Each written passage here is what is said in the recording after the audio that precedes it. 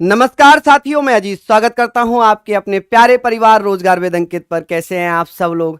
तो जल्दी से लाइव आ जाइए, सेशन को शेयर करिए, जुड़िए मेरे साथ। जितने भी साथीगण यहां पर लाइव हैं सभी से रिक्वेस्ट है कि लाइक जरूर करेंगे और पेन कॉपी उठा लेंगे, क्योंकि जो भी चीजें मैं आपको करा रहा हूं बेहतरीन चीजें यहां पर चल रही हैं। आज हमारा पहला चैप्टर स्टार्ट हो रहा है। अब तक हम लोगों ने जो पढ़ा बहुत ही शानदार तरीके से हमने संविधान का निर्माण किया, संविधान सभा का निर्माण किया, हमने प्रस्तावना के बारे में भी पढ़ा और भी सारी चीजें हम लोग डिटेल में पढ़ते हुए चलेंगे। तो आप लोग आ जाइए सभी साथीगण जितने भी यहां पर देख रहे हैं। हाँ जी, देखिए मैं सूची और समिति, अनुसूचियां और समितियां एक दिन कराऊंगा, ठीक है। एक दिन कराऊंगा, जिस दिन मैं मुझे लगेगा कि मुझे मैराथन लेनी है उस दिन मैं वो कराऊंगा। जैसे कि राष्ट्रीय चिन्ह हो गए या समितियां हो गई और अनुसूचियां हो गई, वो एक दिन मैं अलग में ही करा दूंगा, ठीक है। हम लोग पहला चैप्टर आप लोगों का स्टार्ट कर रहे हैं, ठीक है जी, समझ रहे हैं आप लोग। चलिए, तो सभी साथियों को बहुत बहुत धन्यवाद, सभी मित्रों को नमस्कार। लाइक करने में कंजूसी बिल्कुल भी ना करें। हम लोग स्टार्ट करते हैं। देखिए यहां पर आप लोगों ने पढ़ा, हम लोगों ने कल बात की थी संविधान सभा के बारे में, निर्माण के बारे में, संविधान के स्रोत के बारे में। क्या आप लोग मुझे बता सकते हैं कि संविधान में, संविधान के जो स्रोत थे वहां पर वित्तीय आपातकाल किस देश से लिया गया था? चलिए बताइए। हाँ जी, अंकित भाटी का चेला नमस्कार, धन्यवाद। बताइए जल्दी जल्दी से कौन कौन साथी बता रहे हैं कि वित्तीय आपातकाल हमने किस देश के संविधान से लिया गया है? कौन कौन साथी बता रहे हैं? क्या आंसर देंगे आप लोग? चलिए बताइए। यूएसए के संविधान से, बिल्कुल, बहुत बढ़िया। अच्छा, हमने आपातकालीन व्यवस्था कहां से ली है? बताइएगा कहां से हमने आपातकालीन व्यवस्था ली है? कौन साथी बताएंगे? क्योंकि कल हम लोगों ने किया था और आप लोग यदि रिवीजन नहीं करेंगे तो दुनिया का कोई भी टीचर नहीं करा सकता। जब तक आप खुद से रिवाइज ना करें आपको याद हो ही नहीं सकता। समझ रहे हैं आप मेरी बात? तो ज्यादा से ज्यादा संख्या में आप लोग लाइव रहें, है ना, लाइक भी कर दें। चलिए हम लोग बात कर लेते हैं कि साहब ये बताइए ये किसमें दिया हुआ है। तो आज हम लोग संविधान का भाग 1 पढ़ेंगे। एक पार्ट है संविधान का, पार्ट 1, और इसमें जो आर्टिकल्स हैं, जो आर्टिकल्स यहां दिए हुए हैं 1 से लेकर 4 तक, 1 से लेकर 4 तक हम लोग पढ़ने वाले हैं, ठीक है जी। मैं आपको राज्य पुनर्गठन आयोग भी पढ़ाऊंगा, रीस्टेट ऑर्गेनाइजेशन कमीशन भी पढ़ाऊंगा, सारी चीजें बताऊंगा। एसके धर कमीशन भी हम लोग पढ़ेंगे, जेवीपी कमेटी भी हम लोग पढ़ेंगे। सभी साथियों को बिल्कुल वो आप लोग रिवीजन बहुत जरूरी है बेटा, रिवीजन बहुत जरूरी है माय डियर। जितने भी साथी हैं रिवीजन आप लोग जरूर करिएगा। हम लोग यहां पर बात करेंगे कि एक आर्टिकल आप लोगों के लिए है, आर्टिकल 1। आर्टिकल 1 में क्या लिखा हुआ है? अनुच्छेद 1 में क्या लिखा हुआ है? तो आप लोग मुझे बता सकते हैं कि अनुच्छेद 1 क्या कहता है? इसमें लिखा है Bharat, that is India, is a union of state. Bharat राज्यों का संघ होगा। क्या लिखा है? कि भारत राज्यों का संघ होगा। हम लोग जानते हैं आर्टिकल 1 में क्या लिखा है, तो आप कहेंगे भारत राज्यों का संघ होगा। सभी लोग लिखना कि भारत राज्यों का संघ होगा, यानी कि ये क्या हो जाएगा? A union of state. आप लोग लिख लेना, अ यूनियन ऑफ स्टेट, ठीक है जी। भारत राज्यों का संघ होगा, अ यूनियन ऑफ स्टेट।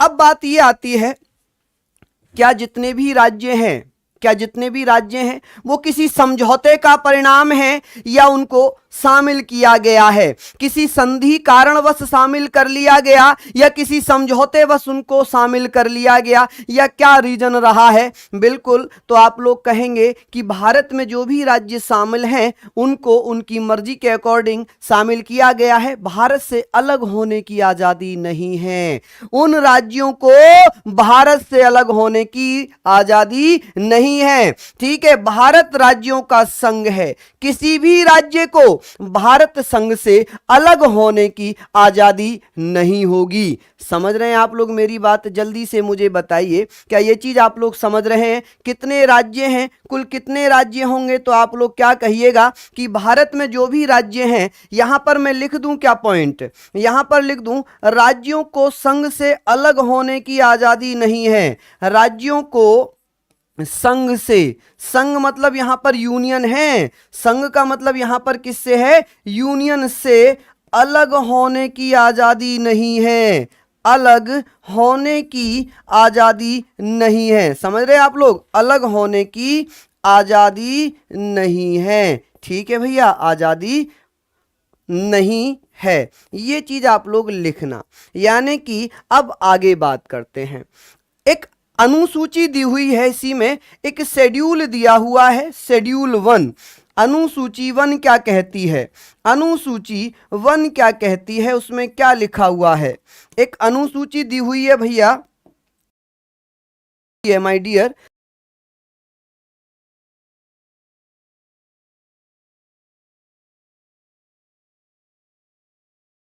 अनुसूची 1, ठीक है जी, अनुसूची 1। इसमें क्या लिखा है? इसमें लिखा है कि भारत के राज्य क्षेत्र कितने होंगे, भारत का राज्य कौन कौन से हैं, कितने राज्य हैं, कितने केंद्र शासित राज्य हैं। तो यहां पर हम लोग बात करें, रिपीट कर देता हूं, भारत राज्यों का संघ है, यूनियन ऑफ स्टेट है। भारत में जो भी राज्य होंगे वो किसी संधि या समझौते के अधीन भारतीय संघ में शामिल नहीं हुए हैं, इसलिए उन राज्यों को संघ या यूनियन से अलग होने की आजादी नहीं है। ठीक है, कि यूपी कहने लगे भाई मैं भारत से अलग हो जाऊंगा, नहीं, परमिशन ही नहीं है। अब यहां पर हम कहेंगे इसमें 28 राज्यों का जिक्र किया गया है। कितने? 28 राज्यों का जिक्र किया गया है कि साहब कितने स्टेट्स हो जाएंगे, और 8 केंद्र शासित राज्यों का जिक्र किया गया है। कितने? 8 केंद्र शासित राज्यों का जिक्र किया गया है। यानी कि यूटीज कितनी है? तो आप कहेंगे यूनियन टेरिटरी स्टेट कितने हैं? तो आप कहेंगे 8 हैं। कितने हैं जी? 8 हैं। देख रहे हो आप लोग भैया, सेशन को शेयर करते हो, लाइक करते हो क्या? लाइक भी कर दिया करो। तो हम लोगों ने आर्टिकल 1 पढ़ा, हमने आर्टिकल 1 पढ़ा कि साहब वर्तमान में 28 राज्य हैं और 8 केंद्र शासित राज्य। पहले 29 थे, लेकिन जम्मू एंड कश्मीर को अक्टूबर 2019 में क्या कर दिया गया भैया? एक केंद्र शासित राज्य बना दिया गया है, यूनियन टेरिटरी बना दिया गया है। ठीक है जी, क्या कर दिया गया? यूनियन टेरिटरी बना दिया गया है। लद्दाख और जम्मू कश्मीर अलग बने तो हो गए 9, पहले 7 थे, हो गए 9। लेकिन दमन दीव और किसको? नगर हवेली को फिर से मिलाकर एक कर दिया, तो कितने हो गए? तो आप लोग कहेंगे 8 हो गए। कितने हो गए जी? 8 हो गए। ये चीजें आप लोगों को समझ में आ गई होंगी। अब बात करते हैं आर्टिकल 2 की। आर्टिकल 2 की मैं बात करता हूं, अनुच्छेद 2 क्या कहता है? अनुच्छेद 2 में लिखा हुआ है कि संसद को यह अधिकार है कि संघ में नए राज्यों की स्थापना, नए राज्यों के प्रवेश के लिए कानून बना सकती है। यानी कि जब कोई नया राज्य बनेगा, जब कोई नया स्टेट बनेगा, तो उसके लिए संसद कानून बना सकती है, अधिनियम बना सकती है। क्या कर सकती है? अधिनियम बना सकती है। ये सारे प्रावधान आर्टिकल 2 में दिए हुए हैं। अब बात आएगी कि सर कैसे बना सकती है और कौन कौन से राज्य इसमें शामिल होंगे। तो एक सिंपल सी भाषा लिख रहा हूं, एक नॉर्मल सी भाषा लिख रहा हूं। जब कभी विदेशी क्षेत्रों को या जब किसी बाहरी क्षेत्र को भारतीय संघ में शामिल किया जाता है, इंडियन टेरिटरी में शामिल किया जाता है, तब हम लोग कहेंगे आर्टिकल 2 के तहत या आर्टिकल 2 में दिए गए प्रावधानों के तहत भारतीय संघ में, इंडियन यूनियन में शामिल किया जाएगा। तो आप कहेंगे संघ में नए राज्य, संघ जिसे हमने यूनियन कहा है, संघ में नए राज्य जिसे हम न्यू स्टेट कहते हैं, नए राज्य या न्यू स्टेट की बात करेंगे के प्रवेश स्थापना आप कहेंगे जी नए राज्य की स्थापना प्रवेश के लिए भैया क्या होगा? संसद कानून बना सकती है। संसद क्या कर सकती है? संसद कानून बना सकती है। यहां पर आप लोग देखना, संसद क्या कर सकती है? कानून यानी कि लॉ बना सकती है। क्या कर सकती है जी? लॉ बना सकती है। ये सारी चीजें आप लोग पढ़ना बना सकती है। अब जैसे कि बाहरी क्षेत्र कौन शामिल होगा, इसके तहत जो बाहरी क्षेत्र होंगे, जो बाहरी क्षेत्र होंगे, जो आउटर एरियाज होंगे, यहां पर मैं लिख दूं क्या, आउटर, ये जो एरियाज हैं आप लोग कहेंगे साहब जो आउटर एरिया होंगे, इन एरियाज को किस में, भारतीय संघ में शामिल किया जा सकता है। जैसे कि एक आर्टिकल मैं आप लोगों को एग्जाम्पल तौर पर बताता हूं, एक एग्जाम्पल तौर पर बताता हूं। हुआ क्या, सिक्किम को सब जानते हैं, सिक्किम को सब लोग जानते हैं कि सिक्किम भी एक राज्य बना था। आप लोग जानते हैं कि सिक्किम के लिए क्या किया गया था, तो हम लोग जानते हैं। जैसे कि अगर मैं बात करूं सिक्किम को राज्य कब बनाया गया, आप लोग मुझे बताइए सिक्किम के लिए क्या किया जाता है। तो आप लोग जानते हैं सिक्किम के लिए क्या किया गया, एक भैया 35वां संविधान संशोधन किया गया, 35वां संविधान संशोधन किया जाता है, संविधान संशोधन किया गया माय डियर। और ये संविधान संशोधन कब किया गया था, संविधान संशोधन 1974 में किया गया। इसके द्वारा क्या किया गया, एक आर्टिकल जोड़ा गया।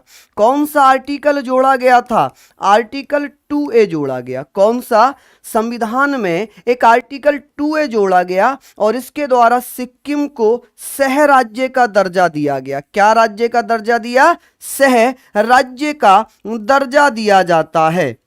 सिक्किम को कौन सा, सह राज्य, जिसको हम एसोसिएट स्टेट कहते हैं। क्या कहते हैं जी, एसोसिएट स्टेट कहेंगे। एसोसिएट स्टेट का दर्जा या संघ राज्य का दर्जा अभी नहीं मिला है, केवल सह राज्य का दर्जा मिला है।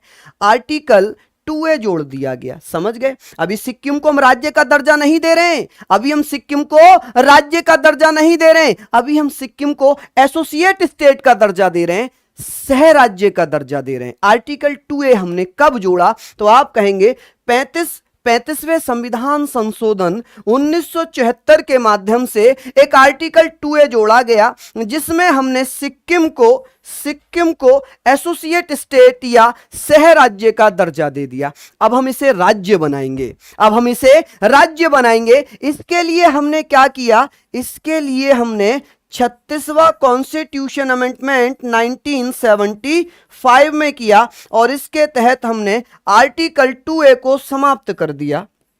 अनुच्छेद 2A को हमने क्या कर दिया, समाप्त कर दिया। क्या कर दिया जी, इसको हमने समाप्त कर दिया। समाप्त करके सिक्किम को राज्य का दर्जा दे दिया। क्या कर दिया जी, सिक्किम को हमने राज्य का दर्जा दे दिया। सिक्किम को किसका, सिक्किम को राज्य का दर्जा दिया, का दर्जा दे दिया। यानी कि सिक्किम राज्य कब बना, तो आप कहेंगे 1975 में।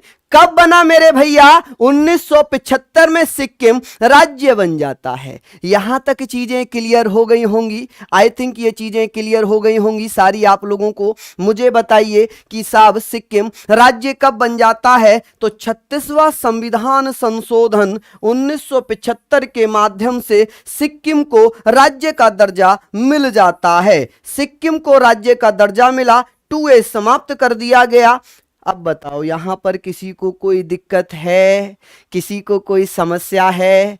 चलिए बहुत बढ़िया, रिपीट कर देता हूं माय डियर। हमने पढ़ा अनुच्छेद 2 में जब किसी बाहरी क्षेत्र को भारतीय संघ में, इंडियन टेरिटरी में शामिल किया जाता है या नए राज्य के रूप में प्रवेश किया जाता है, नए राज्य की स्थापना बाहरी क्षेत्र से की जाती है, तब हम आर्टिकल 2 का सहारा लेते हैं। ठीक है, यहां तक आप लोग स्क्रीनशॉट लीजिए। आगे बात करते हैं, आगे बात करते हैं। नेक्स्ट हम लोग यहां पर बात करेंगे, समझना आप लोग, नेक्स्ट हम लोग बात करेंगे, एक आर्टिकल है आर्टिकल 3।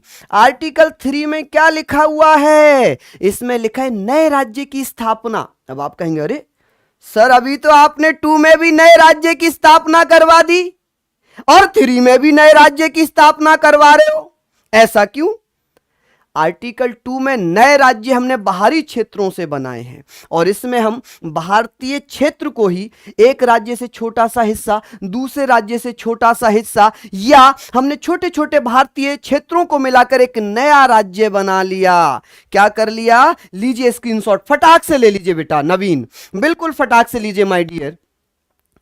ठीक है जी। चलिए हम आगे बात कर रहे थे, हम यहाँ पर बात कर रहे थे, आप लोग इसको समझना, ये सिंपल सी चीजें हैं। तो आप कहेंगे नए राज्य की स्थापना, नए राज्य की स्थापना, ठीक है जी, नए राज्य की स्थापना कौन से आर्टिकल में हो रही है? स्थापना।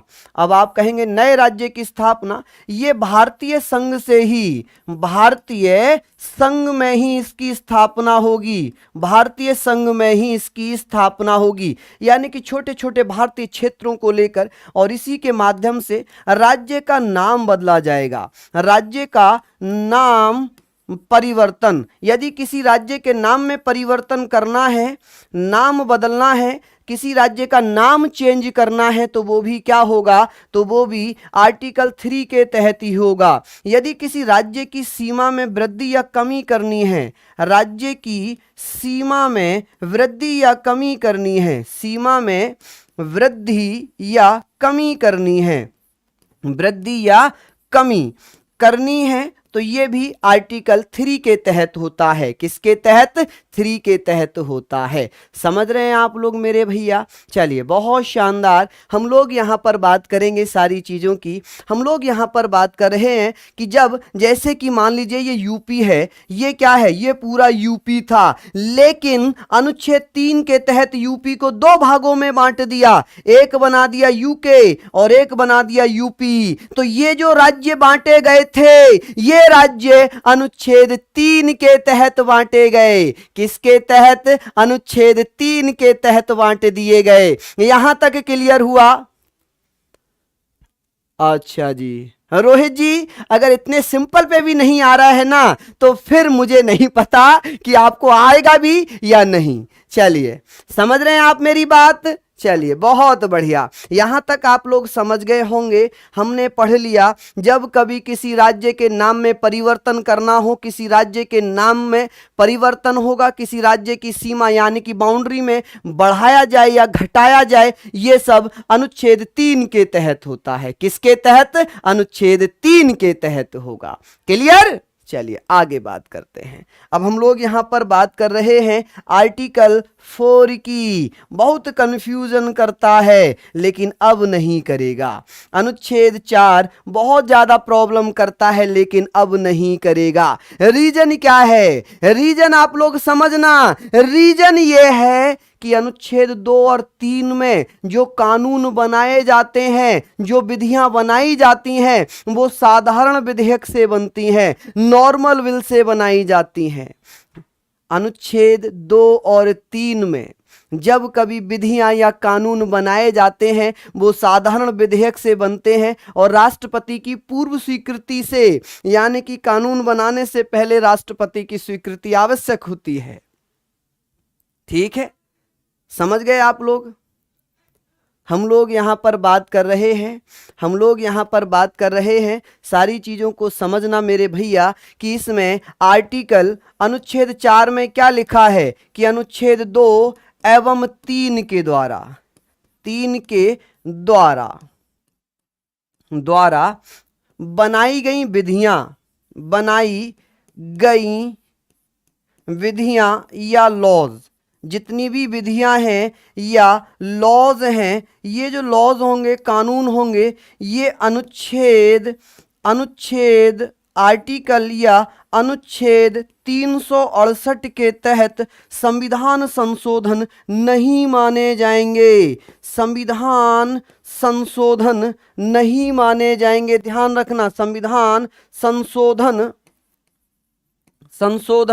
नहीं माने जाएंगे, नहीं माने जाएंगे। ये चीज आप लोगों को समझ में आई या नहीं आई? कि साहब अनुच्छेद 2 और 3 में, अनुच्छेद 2 और 3 में जो भी कानून बने थे, वह कानून अनुच्छेद 368 के तहत संविधान संशोधन नहीं माने जाएंगे। समझ में आया आपको? और ऐसा प्रावधान आर्टिकल 4 में दिया गया है। किसमें? आर्टिकल 4 में दिया गया है। ठीक है जी, समझ रहे हैं भैया, बहुत बेसिक चीजें मैं करा रहा हूं। अगर और अच्छा लगता जब आप लोग इस सेशन को लाइक कर देते, और अच्छा लगता जब आप लोग इस सेशन को शेयर कर देते, मजा आता पढ़ने में, अभी भी आएगा, अभी भी वही रिदम रहेगा पढ़ाने और पढ़ने का, लेकिन तब और ज्यादा आता जब आपकी तरफ से थोड़ा सा सपोर्ट मिलता। समझ गए आप लोग ये सारी चीजें? चलिए, तो हमने कहा यहां पर कि अनुच्छेद 4 में लिखा हुआ है कि ऐसे कानून जो 2 और 3 के तहत बनाए गए हैं वो अनुच्छेद 368 के तहत संविधान संशोधन नहीं होंगे। रीजन क्या है? ये कौन है भाई आई लव यू वाला? Pihu I love you? अरे पढ़ने आए हो या आई लव यू करने? नसें काटोगे? नसें नसें ही काटते दिखाई दोगे। जा बेवफा जा, तुझे भुला दिया है। पढ़ना पढ़ाना है नहीं। I love you I love you, अरे लव यू की स्पेलिंग भी पता है। चले हैं प्यार करने, दूध के दांत टूटे नहीं प्यार करेंगे। निब्बा निब्बी वाला प्यार मत करो, पढ़ लो। प्यार ही करना है तो कर लो इस वर्दी से जो चमका देगी सितारों में आपके नाम को, रोशन कर देगी आपके मां बाप के नाम को। कुछ ना रखा है निब्बा निब्बी में, सिर्फ रिचार्ज कराने तक सीमित रहोगे। छना बाबू थाना थाया? नहीं थाना थाया, क्योंकि फूंक खूब भर रहे हो, ठूस ठूस के भर रहे हो, लेकिन फोन पे छोना बाबू थाना थाया तो नहीं थाया। पढ़ लो चुपचाप, यहां आए बड़े लब करने। चलो यहां पर हम समझेंगे, नोट करके लिखना। नोट लिखवा रहा हूं यहां पर, नोट लिखवा रहा हूं भैया, क्योंकि ये जो संविधान संशोधन होते हैं, संविधान संशोधन विशेष बहुमत से होता है। यहां पर लिखना आर्टिकल 368 में संविधान संशोधन कैसे होगा? तो आप कहेंगे इसमें संविधान संशोधन विशेष बहुमत से होता है। संविधान संशोधन 2/3 विशेष बहुमत से होगा। कैसे होगा? विशेष बहुमत से होगा, और प्लस आधे राज्यों का समर्थन आवश्यक होता है। लेकिन यह साधारण संशोधन होगा। क्या होगा जी? इसके लिए साधारण विधि द्वारा कानून बनेंगे, साधारण विधि द्वारा कानून बनेंगे। इसलिए इनमें किए गए संशोधन इसमें किए जाने वाले संशोधन से अलग होते हैं। क्या होते हैं जी? अलग होते हैं। चलिए लिख लिया आप लोग? चलिए बहुत बढ़िया, शानदार, लाजवाब। चलो बहुत बढ़िया, बहुत शानदार, यहाँ तक पढ़ लिए। हाँ जी, आगे बात कर लें, इतना आप लोगों ने पढ़ा होगा। चलिए नेक्स्ट हम लोग आगे बात करते हैं। अब बात ये आती है कि एक केस था वेरुवादी मामला। कौन सा था? वेरुवादी या वेरुवादी केस। इस केस में क्या था? एक केस आता है सुप्रीम कोर्ट में, एक केस आया सुप्रीम कोर्ट में, और इस केस में क्या कहा गया? इस केस में कहा गया कि सर अनुच्छेद 3 में कितनी शक्ति है? क्या इतनी शक्ति है कि संसद साधारण विधेयक से भारत के किसी क्षेत्र को किसी दूसरे देश को दे सकती है?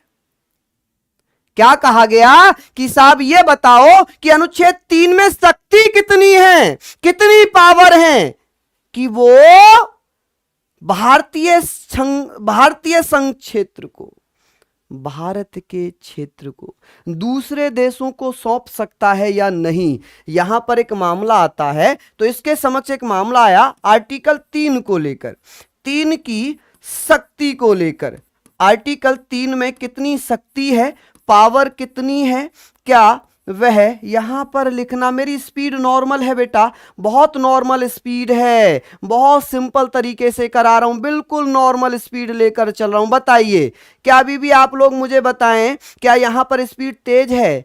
अनमोल जी कह रहे हैं सर बहुत तेज चल रहे हो। बताओ बेटा स्पीड तेज है क्या? वेरुवादी मामला था, इसमें कहा गया क्या संसद के पास इतनी शक्ति है? यहां पर लिखा क्या संसद यहां लिखा था, एक क्वेश्चन था, क्या संसद साधारण विधेयक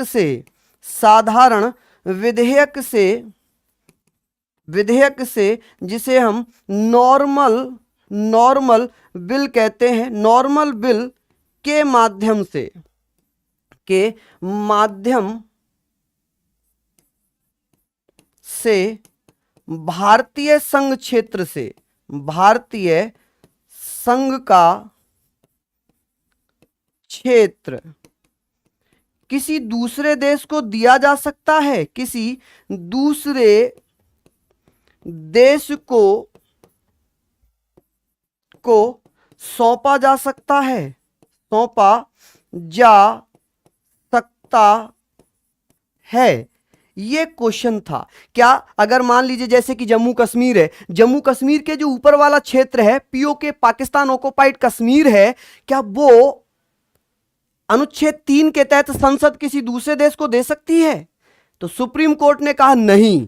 सुप्रीम कोर्ट का क्या आदेश आता है समझिए। सुप्रीम कोर्ट ने कहा कि साधारण विधेयक से संसद ऐसा नहीं कर सकती। आंसर आया है इसका आंसर आया कि संसद, जिसे हम पार्लियामेंट कहते हैं, क्या कहते हैं? पार्लियामेंट कहते हैं। पार्लियामेंट साधारण विधेयक से ऐसा नहीं कर सकती, साधारण विधेयक से ऐसा नहीं कर सकती, साधारण विधेयक से ऐसा नहीं कर सकती। इसके लिए संविधान संशोधन करना पड़ेगा, नहीं कर सकती। ठीक है जी, नहीं कर सकती है। ठीक है, इसके लिए क्या करना पड़ेगा? संविधान संशोधन करना पड़ेगा। क्या करना पड़ेगा? संविधान संशोधन करना पड़ेगा। चलिए हम लोग बात करेंगे इसके लिए क्या किया गया। वेरुवादी मामला आता है, इसके लिए 9th कॉन्स्टिट्यूशन अमेंडमेंट 1960 में किया जाता है, 1960 में किया गया। ठीक है, 9वां संविधान संशोधन 1960 के माध्यम से जो वेरुवादी वाला क्षेत्र था, वेरुवाड़ी क्षेत्र ये किसको दे दिया गया? पाकिस्तान को सौंप दिया गया। किसको सौंप दिया गया जी? वेरुवाड़ी जो एरिया था ये किसको सौंप दिया गया? वेरुवाड़ी एरिया किसको सौंप दिया गया? ये भैया पाकिस्तान को दिया गया। किसको? पाकिस्तान को दिया गया। समझ गए आप लोग कि भैया पाकिस्तान को वेरुवादी क्षेत्र कब दिया गया था? तो 9वां संविधान संशोधन 1960 के माध्यम से पाकिस्तान को दे दिया गया। किसको दे दिया गया? पाकिस्तान को दे दिया गया। लिख लिया आप लोगों ने? चलिए लिख लिया आप लोगों ने। बहुत सिंपल है, लेकिन संख्या आप लोगों की नहीं बढ़ रही। इसका मुझे थोड़ा सा दुख भी रहता है कि भाई आप लोगों के लिए मेहनत कर रहा हूँ। इसको आप लोग शेयर कर लीजिए, थोड़ा सा लाइक कर लीजिए, जल्दी जल्दी से इसको लाइक कर लिया होगा। जल्दी से बताएंगे, जितने भी मेरे साथी हैं इसको लाइक कर लिए होंगे, नहीं किए हैं तो भैया अच्छी बात है। अब हम लोग बात करेंगे, नोट लिखना आप लोग, नोट लिखना। क्या किया गया भैया? क्या किया जाता है? 100वां संविधान संशोधन किया गया, 100वां कॉन्स्टिट्यूशन अमेंडमेंट किया जाता है 2015 में। 2015 में एक 100वां संविधान संशोधन किया गया और इसके माध्यम से भारत ने, यानी कि इंडिया ने क्या किया जी? इंडिया ने भैया भारत के, इंडिया ने भैया अपने कितने क्षेत्र बांग्लादेश को दिए थे? अपने 111 क्षेत्र किसको दे दिए? बांग्लादेश को दिए। किसको दिए जी? बांग्लादेश को दे दिए। किसको दे दिए? बांग्लादेश को दिए। ठीक है जी, बांग्लादेश को दिए। और बदले में क्या मिला? बदले में मात्र 51 क्षेत्र मिले। बदले में मात्र कितने?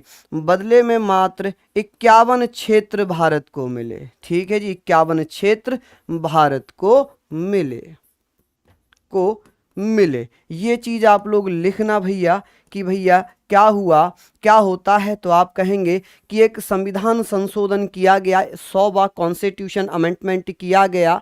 हाँ जी, 2015 में इंडिया ने अपने 111 क्षेत्र बांग्लादेश को दिए, बदले में बांग्लादेश से मात्र 51 क्षेत्र मिले। पिछला समझा दूं, पिछला मैंने ये कहा था कि वेरुवादी मामला था, जिसमें यह कहा गया कि संसद के पास अनुच्छेद 3 को लेकर कितनी शक्तियां हैं कि अनुच्छेद 3 के तहत संसद किसी भारतीय क्षेत्र को किसी दूसरे देश को सौंप सकती है या नहीं। यह मामला आया सुप्रीम कोर्ट में। जब सुप्रीम कोर्ट में यह मामला आया, सुप्रीम कोर्ट ने कहा कि संसद साधारण विधेयक से ऐसा नहीं कर सकती, नॉर्मल विल से ऐसा नहीं कर सकती। इसके लिए संसद को क्या करना पड़ेगा? विशेष बहुमत से संविधान संशोधन करना पड़ेगा, संविधान संशोधन करना पड़ेगा। प्लेलिस्ट बनी हुई है, आप लोग चेक तो किया करो, आप लोग चेक तो किया करो। चलिए आगे हम लोग बात करते हैं। अब हम लोग बात कर लेते हैं भैया, यहाँ पर ये सारी चीज़ें मैंने आपको बता दी। अब हम बात करेंगे भाषा के आधार पर राज्यों का पुनर्गठन। ठीक है, हम यहाँ पर बात करेंगे भाषाई आधार पर। किस पर? भाषाई आधार पर। इंग्लिश में भी लिखूंगा भाषाई आधार पर, आधार पर राज्यों का पुनर्गठन, राज्यों का पुनर्गठन। ठीक है जी, पुनर्गठन। समझ रहे हैं आप लोग मेरी बात? पुनर्गठन यानी कि reorganisation of state basis on linguistic. ठीक है जी, या हम ऐसे लिख सकते हैं रीऑर्गेनाइजेशन, आप लोग लिखना reorganisation, reorganisation of the state, of the states basis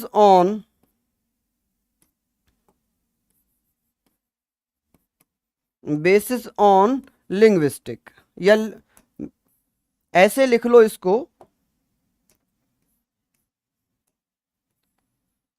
अच्छा अब मिटेगा। State on linguistic basis, linguistic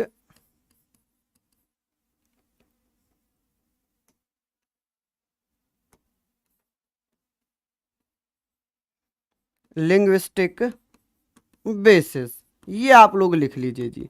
चलिए अब हम लोग बात करेंगे भाषा के आधार पर राज्य बनाने की जो डिमांड चल रही थी वो बहुत पहले से चल रही थी, बहुत पहले से चल रही थी।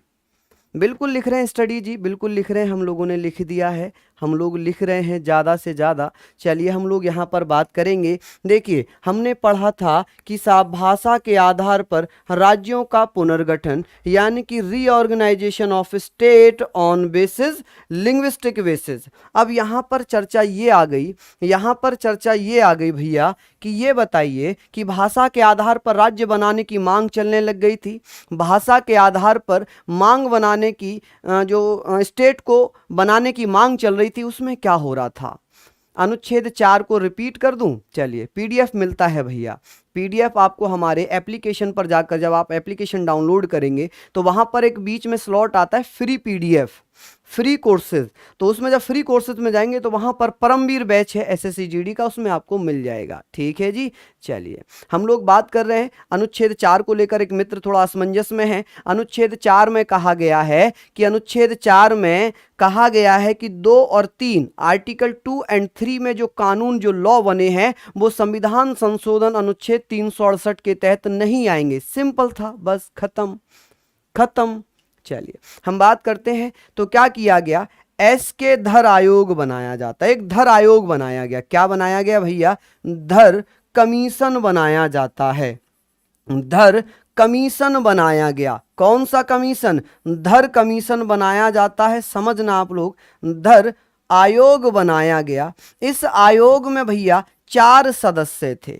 इस आयोग में कितने? आप कहेंगे साहब ये 4 सदस्य संस्था थी, 4 सदस्य संस्था थी। कभी नहीं पूछा जाता है सदस्यों का नाम। 4 सदस्य संस्था, 4 सदस्य संस्था थी। इसको ऐसे लिखना कि साहब ये 4 सदस्य संस्था थी। चलिए ऑर्गेनाइजेशन में 4 सदस्य थे इसमें। इसके जो अध्यक्ष थे, इसके अध्यक्ष कौन थे, हेड कौन थे? तो आप कहेंगे साहब इसके हेड थे एस के धर। कौन थे जी? एस के धर इसके अध्यक्ष थे। कौन थे जी? एस के धर इसके अध्यक्ष थे। अब इसको बनाया कब गया? अब इसको बनाया कब जाता है? कौन कौन साथी बता देंगे कि इसको बनाया कब गया था? जल्दी से बताइए, इसको कब बनाया गया मुझे बताओ तो। 1947 में, 1947 में कब बनाया गया? धर आयोग की हम बात कर रहे थे, भाषाई आधार पर राज्यों का पुनर्गठन हम कर रहे थे। हाँ जी, थोड़ा सा हम लोग यहीं पर चलते हैं। 27 नवंबर 1947 में इसका गठन किया गया। 27 नवंबर 1947 में इसका गठन हो जाता है, इसका कंपोजिशन हो जाता है कि साहब इसका कंपोजिशन कब किया गया था, तो आप कहेंगे साहब इसका गठन किया गया 27 नवंबर 1928 में। बहुत अच्छा पूछा जाता है, बहुत अच्छा पूछा जाता है। ठीक है जी, हाँ जी, समझ रहे हैं आप लोग मेरी बात। तब बात करें कि इसने अपनी रिपोर्ट कब पेश कर दी, धर आयोग ने अपनी रिपोर्ट कब पेश कर दी, मुझे बताइए। तो इसने अपनी रिपोर्ट पेश की 10 दिसंबर 1948 में। 10 दिसंबर 1948 में जब इसने अपनी रिपोर्ट पेश की, इसने अपनी रिपोर्ट में कहा कि राज्यों का जो पुनर्गठन होगा, राज्यों का जो पुनर्गठन किया जाएगा, रीऑर्गेनाइज ऑफ स्टेट होंगे, तो वो भाषा के आधार पर ना किए जाएं, उन्हें भाषा के आधार पर ना किया जाए, बल्कि उनको भैया कैसे, उनको एडमिनिस्ट्रेटिव सिस्टम यानी कि प्रशासनिक व्यवस्था के आधार पर, भौगोलिक स्थिति के आधार पर, ज्योग्राफिकल एरियाज के आधार पर, इकोनॉमिक और डेवलपमेंट की जो सुविधाएं होंगी उनके आधार पर बांट दिया जाए। ठीक है, हम लोग बात करेंगे, हम लोग यहां पर बात करें कि इनकी पहली सिफारिश थी राज्यों को भाषा के आधार पर ना बनाया जाए, राज्यों को भाषा के आधार पर ना बनाया जाए, भाषा के आधार पर ना बनाया जाए। ठीक है जी, भाषा के आधार पर ना बनाया जाए, समझ गए आप लोग, ना बनाया जाए। यहां तक आप लोगों ने लिख लिए बेटा, थोड़ा सा शेयर कर दो रे बच्चा, थोड़ा सा शेयर कर दो। दूसरा इन्होंने कहा कि राज्यों का पुनर्गठन, राज्यों का पुनर्गठन रीऑर्गेनाइज, इनको रीऑर्गेनाइज कैसे किया जाए, रीऑर्गेनाइज्ड इनको कैसे किया जाए, बताइए जल्दी से, क्या किया जाए भैया, रीऑर्गेनाइज्ड कैसे किया जाएगा। तो भैया क्या कहा गया कि इनका रीऑर्गेनाइज, राज्यों का रीऑर्गेनाइज कैसे किया जाए, बताओ जल्दी से। यहां पर लिखता हूं कि भैया इनको कैसे रीऑर्गेनाइज इनको कैसे किया जाए, तो आप लोग कहना कि इनको भाषा के आधार पर ना करके प्रशासनिक व्यवस्था के आधार पर, किसके आधार पर, प्रशासनिक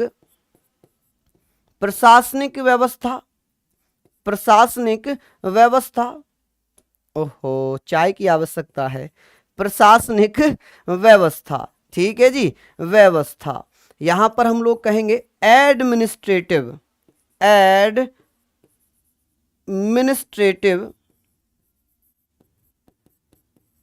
सिस्टम, जो भी भैया एडमिनिस्ट्रेटिव सिस्टम होगा वहां का, उसके आधार पर उन्हें बांटा जाए। दूसरा इन्होंने इसी में कहा कि भैया उसका भौगोलिक एरिया के आधार पर, कैसे, भौगोलिक, तो आप कहेंगे ज्योग्राफिकल एरिया, भौगोलिक क्षेत्र, यानी कि इसको हम कहेंगे साहब जियोग्राफिकल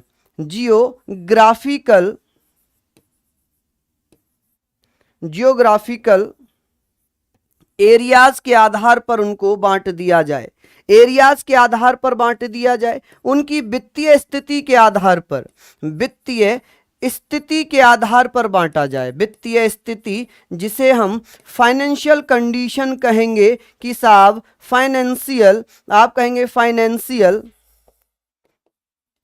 कंडीशन कैसी है, उसके आधार पर राज्यों का पुनर्गठन होना चाहिए। ठीक है जी, ये मुझे आप लोग बताइएगा कि ये आप लोग मुझे बता रहे हैं कि साहब राज्यों का पुनर्गठन भाषा के आधार पर ना कर किसके आधार पर होगा, भाषा के आधार पर ना किया जाए, बल्कि प्रशासनिक सुविधा, भौगोलिक सुविधा और वित्तीय सुविधा के आधार पर ही राज्यों का पुनर्गठन किया जाए। अब भैया इनकी आलोचनाएं हो गई, इनकी आलोचनाएं होती हैं, जब इनकी आलोचनाएं होने लग गई तो एक कमेटी और बनाई गई, एक कमेटी और बनाई जाती है जिसे हम जेबीपी कमेटी कहते हैं। जेबीपी कमेटी, जवाहरलाल नेहरू, वल्लभ भाई पटेल और भैया पटाभी सितार मैया समिति का गठन किया जाता है दिसंबर 1948 में। कब? दिसंबर 1948 में। यहां तक लिख लिया आप लोग? बिल्कुल मिलेगा बेटा, नोट्स तो डेली मिल रहा है, नोट्स तो आपको डेली मिल रहा है। चलिए हम लोग बात करेंगे, अब एक कमेटी और बनाई गई थी, एक कमेटी और बनाई गई, हम लोग यहां पर बात करते हैं कि साहब एक जेबीपी कमेटी और बनाई गई थी, जेबीपी कमेटी और बनाई जाती है, जेबीपी समिति। कौन सी समिति थी? जेबीपी समिति। इसको हम इंग्लिश में जेबीपी कमेटी के नाम से पढ़ेंगे। जेबीपी कमेटी कब बनाई गई थी? तो आप लोग कहेंगे इसका गठन किया गया दिसंबर 1948 में। ठीक है जी। और इसमें कौन कौन थे? तो जैसे कौन बने थे? जवाहरलाल नेहरू बने, जवाहरलाल नेहरू, जवाहरलाल नेहरू। ठीक है जी। कौन बने? जवाहरलाल नेहरू। उसके जवाहरलाल नेहरू थे, बी से बने थे वल्लभ भाई पटेल, वल्लभ भाई पटेल। ठीक है जी। और पी से कौन बने? पटाभी सितार मैया। कौन? पटाभी सितार मैया। आप लोग लिखना भैया, पटाभी सितार मैया। इन तीनों को ही जेबीपी कहा गया। क्या कहा गया? जेबीपी कहा गया। इनकी रिपोर्ट आती है, इन्होंने अपनी रिपोर्ट कब पेश कर दी? इनकी जो रिपोर्ट आई, इनकी रिपोर्ट कब आती है? तो इन्होंने भी अपनी रिपोर्ट पेश कर दी 1 अप्रैल 1949 में। कब रिपोर्ट पेश कर दी इन्होंने? तो 1 अप्रैल 1949 में इन्होंने भैया क्या कर दिया? रिपोर्ट पेश कर दी। ठीक है जी। इन्होंने भी अपनी रिपोर्ट दे दी। इन्होंने कहा कि राज्यों का पुनर्गठन भाषा के आधार पर ना किया जाए, बल्कि एडमिनिस्ट्रेटिव, ज्योग्राफिकल और फाइनेंस कंडीशन के आधार पर किया जाए। सर अनुच्छेद 368, क्या आप वहीं पे अटके हुए हो अभी अनमोल जी? अनुच्छेद 368 में है संविधान संशोधन की प्रक्रिया, जो कि साउथ अफ्रीका से ली थी। कल भी हमने पढ़ा था, इतना दिमाग क्यों दे रहे हो बेटा? बताओ जल्दी। हैं आप लोग शेयर नहीं कर रहे हो, मुझे ऐसा क्यों महसूस हो रहा है कि आप लोग शेयर ही नहीं कर रहे हो? बताओ। हैं थोड़ा बहुत शेयर करो भाई, हमें भी थोड़ा सा अच्छा लगेगा, हम भी आपके लिए दिन रात मेहनत कर रहे हैं। ये हमने पढ़ लिया। तो इन्होंने भी भैया एस के धर को सपोर्ट किया, धर आयोग का समर्थन किया। क्या किया इन्होंने? धर आयोग का समर्थन किया, इन्होंने भी क्या कहा? समर्थन। इन्होंने भी कहा समर्थन किया, सपोर्ट किया। इन्होंने भी कहा कि राज्यों का पुनर्गठन भाषा के आधार पर नहीं किया जाएगा। अरे कहां ध्यान है भैया? जेबीपी की फुल फॉर्म जे जवाहरलाल नेहरू, बी वल्लभ भाई पटेल, पी पटाभी सितार मैया। कहां दिमाग है? मैसेज आ रहा है क्या? चलो पढ़ लो बेटा। ठीक है, चलिए बहुत बढ़िया।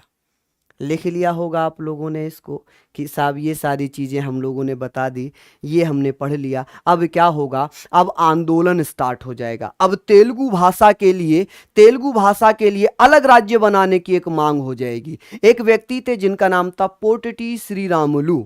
क्या नाम था? पोटटी श्रीरामुलु। उन्होंने अनशन स्टार्ट कर दिया। वो भूख अनशन पर बैठ गए, आमरण अनशन पर बैठ गए। 56 दिन तक भूख हड़ताल की, 56 दिन तक भूख हड़ताल की और 15 दिसंबर 1952 में उनकी मृत्यु हो गई। 15 दिसंबर 1952 में जब मृत्यु हुई तो देश में अफरा तफरी मच गई। उस अफरा तफरी को रोकने के लिए, उस सिचुएशन को कंट्रोल करने के लिए नेहरू सरकार के द्वारा भारत का पहला राज्य जो भाषा के आधार पर बना था वो आंध्र प्रदेश था। 1 अक्टूबर 1953 में। कब? 1 अक्टूबर 1953 में भाषा के आधार पर पहला राज्य बना दिया जाता है। चलिए लिख लिया होगा। बात करें तेलुगु भाषा के आधार पर, किसके? तेलुगु भाषा के आधार पर। तेलुगु भाषा के लिए क्या होने चल लग गया बेटा? भाषा के आधार पर राज्य की अलग मांग होने लगती है। आधार पर राज्य की क्या होने लगती है बेटा? आधार पर राज्य की मांग।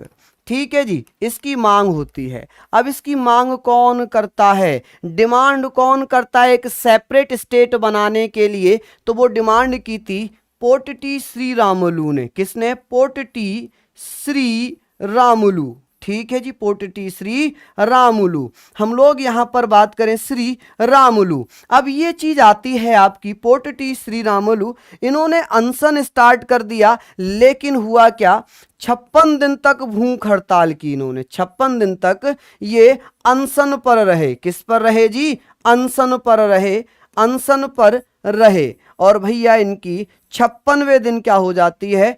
56वें दिन इनकी मृत्यु हो जाती है। यानी कि इनकी मृत्यु हो गई 15 दिसंबर 1952 में। जब इनकी मृत्यु हो गई तो भैया कांग्रेस सरकार दबाव में आ गई, तो नेहरू जी ने भाषा के आधार पर प्रथम राज्य कौन सा बना दिया? भाषा के आधार पर, भाषा के आधार पर पहला राज्य कौन सा बना था? आधार पर प्रथम राज्य कौन सा बना था जी? बताइएगा। प्रथम राज्य, तो आप कहेंगे प्रथम राज्य 1 अक्टूबर 1953 में बनाया जाता है आंध्र प्रदेश। कौन सा जी? आंध्र प्रदेश। यहां पर आप लोग लिखना कि साहब आंध्र प्रदेश बनाया जाता है। कौन सा भैया? तो आप कहेंगे साहब आंध्र प्रदेश बनाया जाता है। समझ रहे हैं आप लोग मेरी बात? चलिए बहुत बढ़िया, शानदार, लाजवाब आंसर्स आप लोगों के हैं। यहां पर हम लोग बात करते हैं कि साहब ये बन गया, अब क्या होगा? राज्य जब बन जाएगा तो और राज्य भी मांग करेंगे, जैसे कि 1956 में मांग कर दी थी पंजाब ने। पंजाब से हिंदी भाषी राज्य जो थे वो अपने आप को अलग करना चाहते थे। महाराष्ट्र और गुजरात में भैया विभाजन होता है, बंबई प्रेसिडेंसी हुआ करता था, बंबई से महाराष्ट्र और गुजरात को अलग किया गया था। अलग अलग डिमांड स्टार्ट हो जाती हैं। जब डिमांड स्टार्ट होती हैं, भूगोल कब स्टार्ट होगी सोनू भंडारी? पहले पॉलिटी खत्म हो जाएगी, फिर हाँ जी 58 दिन नहीं 56 दिन है। 56 दिन भूख हड़ताल चली थी माय डियर। ठीक है भैया, चलिए आगे बात करते हैं। यहां तक हम लोगों ने पढ़ लिया, यहां तक हम लोगों ने पढ़ा। अब बात करेंगे राज्य पुनर्गठन आयोग। क्या पढ़ेंगे? राज्य पुनर्गठन आयोग हम लोग पढ़ेंगे। यहां पर मैं लिख रहा हूं, अब क्या किया जाएगा? राज्य पुनर्गठन आयोग बनाया जाएगा। पुनर्गठन आयोग बनाया जाएगा। समझना आप लोग, राज्य पुनर्गठन आयोग। तो आप कहेंगे भैया स्टेट रीऑर्गेनाइजेशन कमीशन। क्या हो जाएगा? स्टेट रीऑर्गेनाइजेशन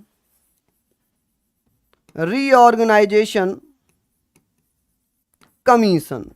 क्लियर है जी? इतना आप लोग लिखना, कमीशन। जब ये बनाया गया, इसको बनाया कब गया? तो आप बताना जरा कब बनाया गया था? जल्दी जल्दी से बता दो जी। 1953 में। कब बना दिया? 1953 में बना दिया जाता है। समझ रहे हैं आप लोग? बिल्कुल सिंपल सी चीजें हैं। यहां पर इसका गठन कब किया गया है? इसको कब बनाया गया? 1953 में बना दिया जाता है। ठीक है, 3 सदस्य संस्था थी ये, 3 मेंबर कमीशन था, 3 सदस्य संस्था थी। लिख लिए होंगे आप लोग, संस्था या 3 मेंबर कमीशन था ये। कैसा था जी? 3 मेंबर्स कमीशन था। ठीक है जी, ये चीजें भी आप लोग लिख लो भैया इंग्लिश में कि साहब ये कैसी संस्था थी। तो ये 3 मेंबर कमीशन था। अब इसके जो हेड थे, इसके जो अध्यक्ष थे, अध्यक्ष कौन बने थे? इसके अध्यक्ष थे डॉक्टर फजल अली। कौन थे? डॉक्टर फजल अली। समझ रहे हैं आप लोग कौन थे इसके अध्यक्ष? डॉक्टर फजल अली। और इसमें सदस्य कौन कौन थे?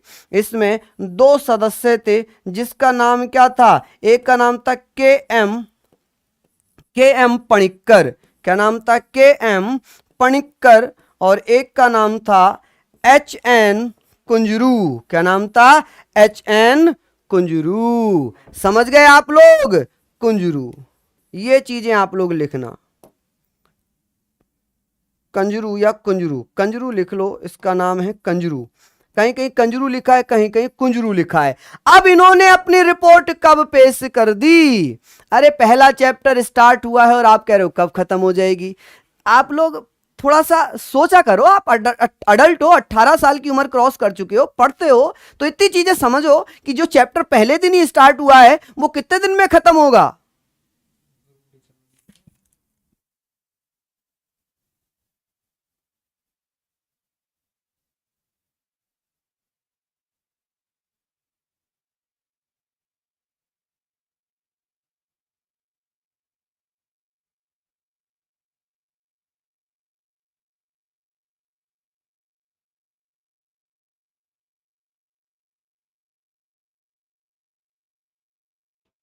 चलिए, बहुत बढ़िया, शानदार, लाजवाब। यहां तक आप लोगों ने पढ़ लिया। अब हम बात करेंगे कि साहब इसने क्या किया। इसने अपनी एक रिपोर्ट पेश कर दी। क्या कर दिया इसने? अपनी रिपोर्ट पेश कर दी। अगर सच में अच्छी लग रही हो ना क्लास, तो लाइक जरूर कर देना, लाइक जरूर कर देना। हम लोग बात करेंगे, हम लोग यहां पर बात करेंगे, हम लोग बात करेंगे साहब इसने अपनी रिपोर्ट कब पेश कर दी। तो आप लोग बताना कि इसने अपनी रिपोर्ट पेश कर दी मेरे भैया कब। तो इसने 1955 में अपनी रिपोर्ट पेश की। ठीक है जी। और इनकी रिपोर्ट के आधार पर, इनकी रिपोर्ट के आधार पर क्या किया जाता है, रिपोर्ट के आधार पर क्या किया गया, रिपोर्ट के आधार पर भैया मेरे साथियों एक अधिनियम बनाया गया जिसे राज्य पुनर्गठन अधिनियम कहते हैं। क्या कहेंगे जी इसको? राज्य पुनर्गठन अधिनियम, राज्य पुनर्गठन अधिनियम। और ये अधिनियम जिसे स्टेट रीऑर्गेनाइजेशन एक्ट कहेंगे।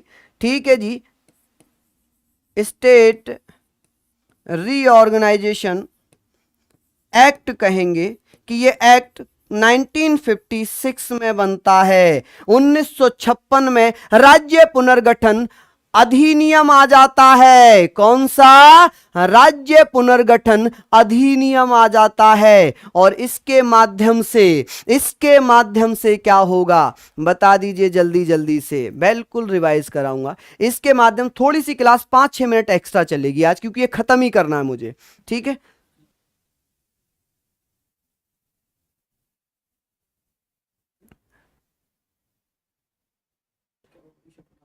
चलिए लिख लिया आप लोगों ने इसको। हम लोग यहां पर बात कर रहे हैं, हम लोग यहां पर बात कर राज्य पुनर्गठन अधिनियम की। तो इन्होंने क्या कहा, इनका जो इनकी पहले सिफारिश की मैं बात कर लूं, इनकी सिफारिश क्या आती है? इनकी सिफारिश आई कि भारत में जो 4 ग्रुप थे, group A, group B, group C और ग्रुप डी, इन चारों को खत्म कर दिया। भारत में पहले राज्य जो थे वो ग्रुपों में बंटे हुए थे, group A, group B, group C, group D, उन सबको समाप्त करके इसके द्वारा एक सिफारिश दी जाती है कि भारत में क्या किया जाए, भारत में 16 राज्य व 3 केंद्र शासित राज्य बनाए जाएं। सिफारिश है, सिफारिश है। अभी होगा क्या आगे? इन्होंने कहा कि 14 राज्य व 3 केंद्र शासित राज्य बनाए जाएंगे। समझ रहे हैं आप मेरी बात? ये चीजें आप लोग मेरी बात समझ रहे हैं भैया? चलिए हम लोग यहां पर बात कर रहे हैं। चलिए बहुत शानदार। तो इनकी जो सिफारिश थी उस पर हम लोग चलते हैं कि इन्होंने क्या सिफारिश की। इन्होंने सिफारिश क्या की थी कि कितने राज्य बनाए जाएं। इनकी सिफारिश पर क्या किया गया, पहले तो इनकी सिफारिश आई कि 16 राज्य व 3 केंद्र शासित राज्य बनाए जाएं। 3 केंद्र शासित राज्य बनाए जाएं, यूनियन टेरिटरी बनाई जाएं। लेकिन बनाए कितने गए? लेकिन बनाए कितने गए थे? बनाए गए राज्य, तो आप कहेंगे 14 राज्य बनाए गए, 14 राज्य बनाए गए व 6 यूटीज बनाए गए। कितने? 6 यूटीज बनाए गए। बताइए, बिल्कुल सही, शानदार, लाजवाब, बेहतरीन। तो हम लोगों ने पढ़ लिया। अब बात ये आ गई कि ये तो हमने पढ़ लिए जो 559 रियासतें हुआ करती थी बेटा, गॉड गुड ज्ञान जी, मैं कल नागरिकता कराऊंगा, उसमें यही चीजें पढ़ाने वाला हूं। सिटीजनशिप में एनआरसी क्या है, सीएए क्या है, वो सारी चीजें मैं कल आपको नागरिकता में कराऊंगा। इतना हम लोगों ने पढ़ा या नहीं पढ़ा। चलिए अब कुछ बेटा रह गया है, इसका कुछ 4-5 लाइनें थी जो रह गया है, तो उनको हम कर लेंगे। बताइए जल्दी से। चलिए बहुत बढ़िया, शानदार, लाजवाब। चलिए हम लोगों ने पढ़ लिया। अब इसके बाद भैया मांग उठने लग जाती है, मांग उठने लग जाती है कि जो बंबई प्रेसिडेंसी थी, बंबई प्रेसिडेंसी को क्या किया गया, बंबई प्रेसिडेंसी को क्या किया जाता है, कौन सा संविधान संशोधन था, प्रेसिडेंसी। तो आप लोग कहेंगे बंबई प्रेसिडेंसी, प्रेसिडेंसी। इससे क्या किया गया, 2 अलग अलग राज्य बना दिए गए। क्या कर दिया गया, अलग अलग राज्य बना दिए गए। एक तो बना दिया महाराष्ट्र, क्या बनाया, एक महाराष्ट्र बनाया, और एक बनाया गुजरात। क्या बनाया, गुजरात बना दिया। यहां तक समझ गए। ये बना कौन से संविधान संशोधन से था, जल्दी जल्दी से बता दो। कौन कौन मेरे साथी बताएंगे कि इसका क्या हो सकता है आंसर। तो आप क्या कहिएगा, जल्दी से बता दो। तो 1960 में ऐसा किया गया था। कब, 1960 में ऐसा किया गया था। तो इनको हम कह सकते हैं 1960 में। चलिए भैया दूसरी क्लास भी है आप लोगों की, अभी दूसरी क्लास भी है आप लोगों की, वो भी होनी है। तो हम लोग कल कंटिन्यू करेंगे सारी चीजों को।